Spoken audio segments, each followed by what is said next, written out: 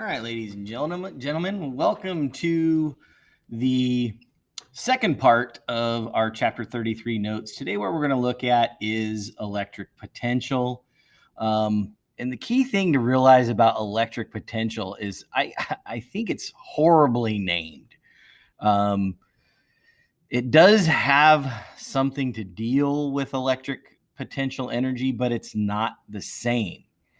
We just saw in 33.5 what electric potential energy is, but electric potential has to deal with what is the electrical potential energy per charge. And for some reason, whoever named this, I just don't think they did a very good job with it. I couldn't tell you who that was, but essentially, it is what we call voltage, electric potential is. And I think if we just called it voltage and we didn't worry about this electric potential thing, it would make our lives a little bit easier. But let's take a look at what it is and how they come up with it. So if we push a single charge against an electric field, we do a certain amount of work. And if we push two charges against that same field, we do twice as much work. So two charges in the same location in an electric field are going to have twice the electric potential energy as one. 10 charges would have 10 times the potential energy of one.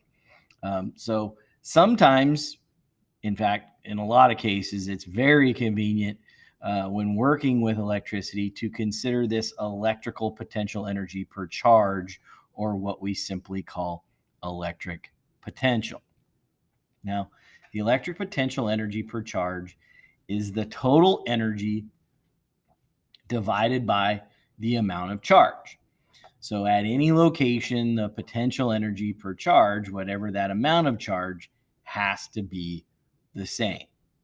And so this concept of energy per charge was named, again, I think not so well, as electrical potential or electric potential.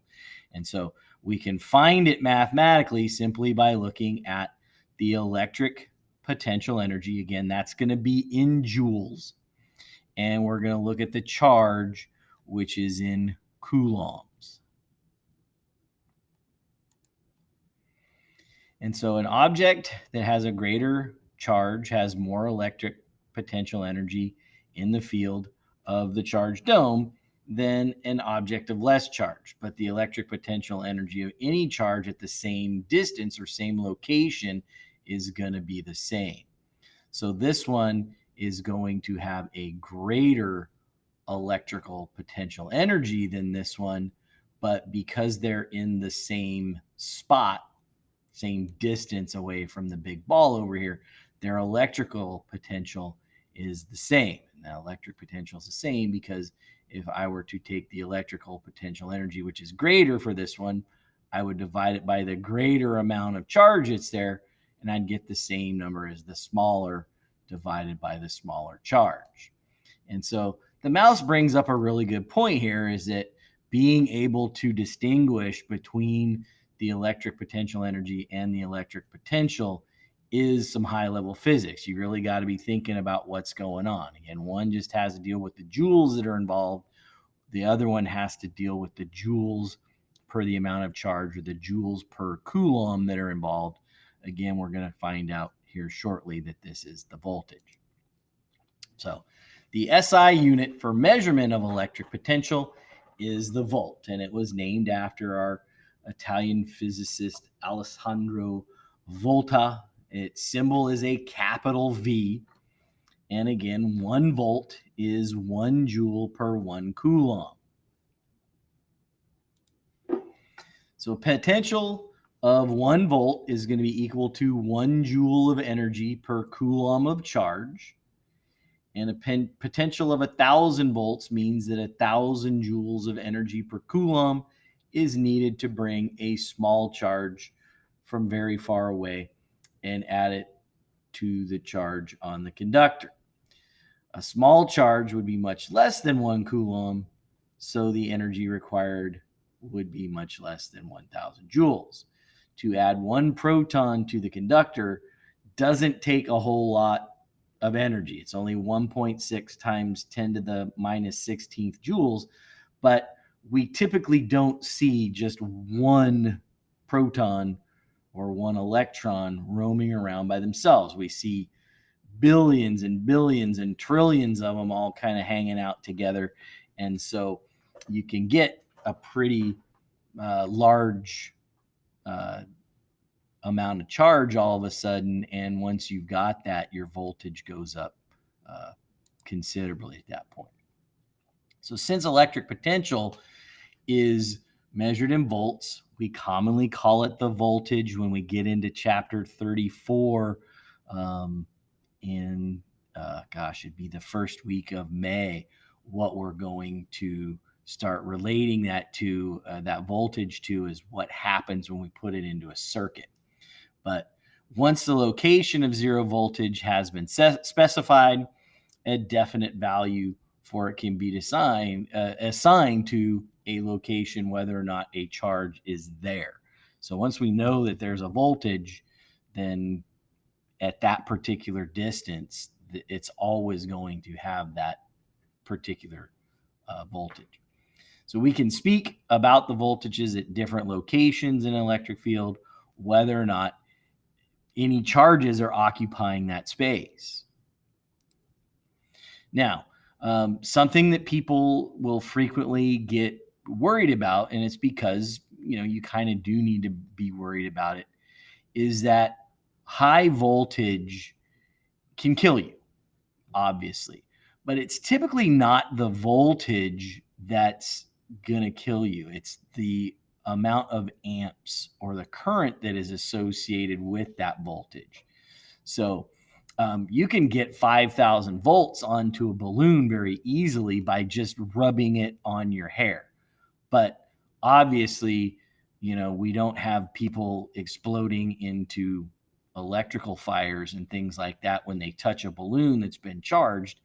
And it has to deal with the fact that the energy is small, maybe 1,000th of a joule, but there's lots and lots of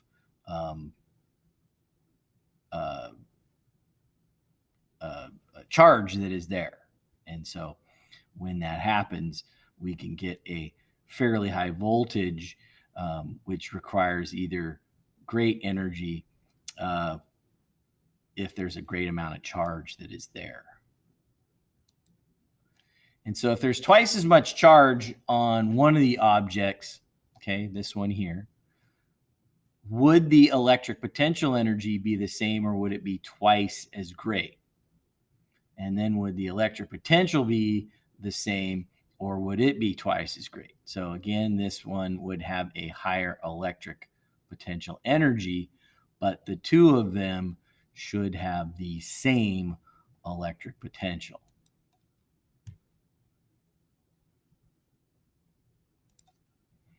So what is the difference between electric potential and electric potential energy?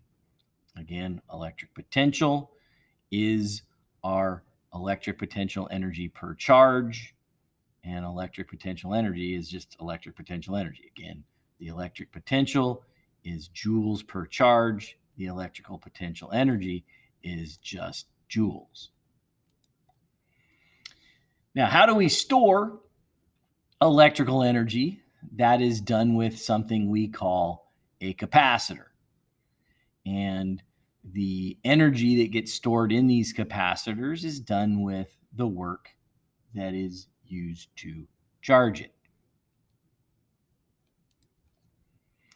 So electric energy can be stored in a device we call a capacitor. We saw a little bit earlier that basically the easiest way to create a capacitor is just with two plates, one positively charged, one negatively charged. But capacitors show up in computer memories. These little tiny capacitors store ones and zeros of binary code. The photo flash in your camera is designed to basically store a charge, and then it's all released at once, which gives you the flash. Kind of an interesting story. A few years ago, I had a kid trying to make a taser. I didn't realize he was trying to make a taser until Mr. Booth over at West Valley came to me and said, "Did you tell this kid how to do it?" I said, "I didn't know he was making a taser." But basically, he was taking this capacitor out of a little box camera, one of those ones that you bought at the grocery store or something.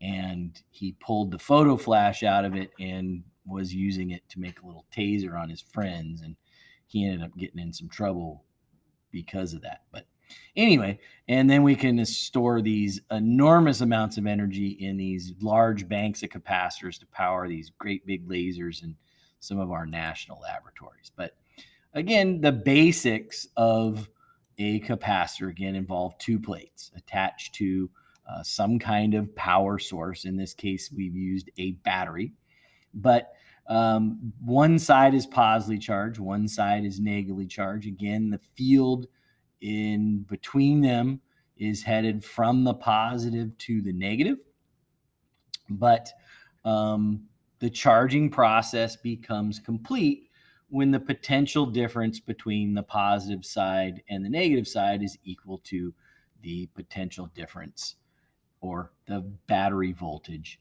of the battery. And so the bigger the battery voltage and the larger and closer you put the plates together, the greater the charge that can be stored and the bigger the capacitor you can make.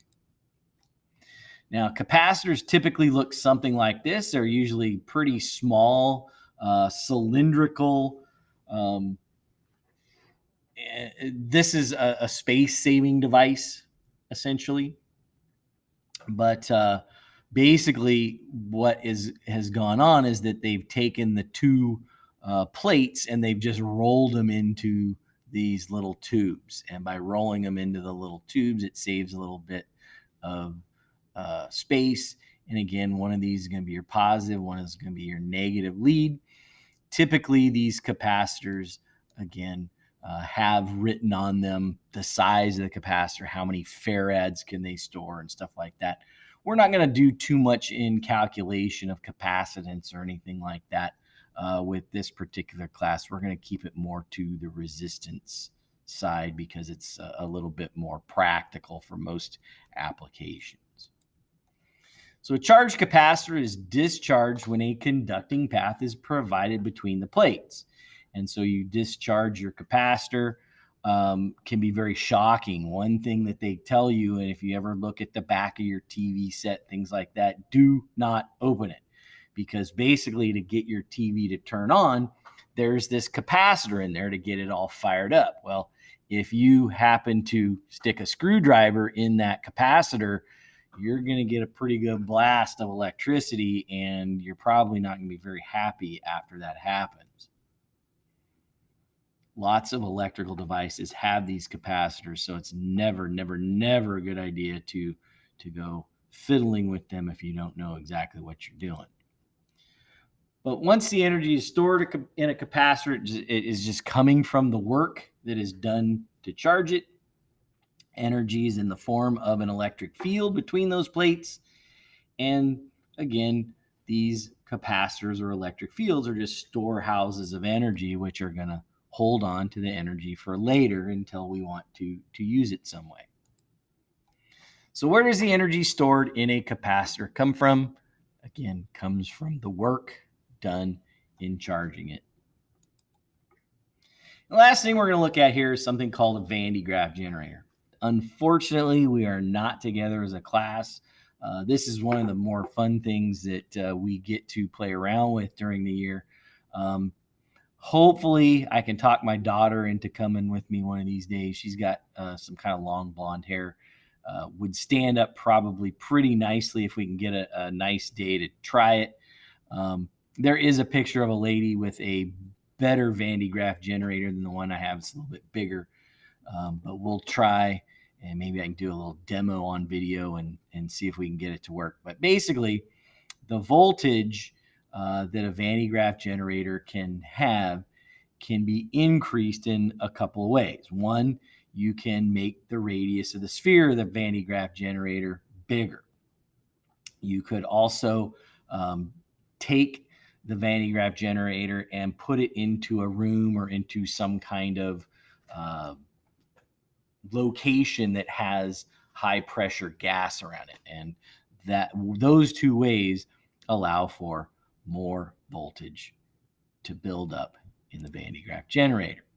And so this is just a common device that we see in electrical laboratories. If you've ever watched some of the old sci-fi movies from the 50s in black and white, oftentimes there's this kind of ball and there's lightning bolts jumping back and forth between the ball and some other place. And this is typically just a Van de Graaff generator. But how a Van de Graaff generator works is pretty simple. Essentially, what you have is a belt that's running inside of a tube. It's connected to a motor. That motor causes the belt to move up and it comes back down. Well, as it's going up, basically what it's doing is it's grabbing electrons from the outside, just kind of grabbing them from the air, all points around. Those electrons are then drawn up into the ball. Well, the ball then has a little connection up here. It kind of looks like a little fork, but basically as the belt runs by this little fork, the fork grabs the electrons, and then the electrons distribute evenly all over the surface of the ball on the top there. And what happens at that point is you get a very charged, very high voltage built up on that ball. And it can be released into a person's finger, their arm, whatever it happens to be. If you get too close to it, for lack of a better pun, it is a shocking experience because, you get a pretty good zap. Depending on how long you've built the charge up, it can be, a bit disturbing. It won't kill you the size of the one that I have, but it'll give you a little sting and you'll go, ooh, hey, what was going on there? So I'm going to just put this up. This is essentially what I just talked about, how it takes the electrons and moves them around. If you need to pause, go ahead and do that. And then this one does the same thing, finishes up what I was talking about. Again, you can build up into the order of millions of volts. Even the little one I have is probably, a good 500,000 volts. And you'll see some pretty good, if we dim the lights and things like that, you'll see some pretty good lightning bolts jump off of it if you bring something to attract the electrons off of the big ball on the top. And so here's what I was going to try and do with my daughter. Basically, if you charge up this Van de Graaff generator, you have to do it while she's touching it, because if she just walks up to it and touches it, she gets shocked pretty good. But if you crank up this Van de Graaff generator while you're in contact with it, basically electrons just flow into you. Well, one of the places it shows up best is in your hair, because the electrons all go into your hair and then they begin to repel each other. And when all of the electrons are repelling, essentially what happens is your hair sticks up very crazy, like what's going on with this lady.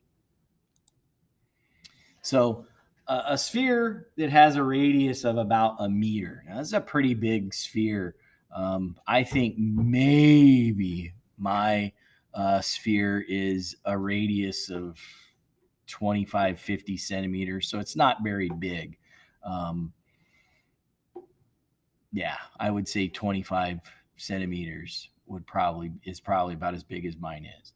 But if you get it up to about a meter, you get, something about 3 million volts.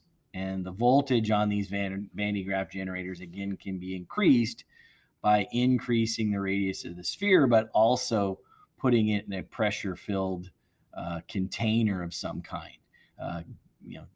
increase the gas pressure. And so Van de Graaff generators at some of these labs can be gotten up to voltages as high as 20 million volts, probably even 50 or 100 million volts. And these are used to accelerate charged particles at very high speeds in order to get them to penetrate nuclei of atoms. And at that point, what happens is you get these new particles that you can see, like quarks and muons and pions and all these other things that are even smaller than the protons, neutrons, electrons that we see in our atoms. So how can the voltage of a Van de Graaff generator be increased? Again, make the ball larger or put it in a high pressure gas filled chamber. So that's the end of chapter 33 notes. Again, if you have any questions, let me know through email, twyrick@auhsd.net.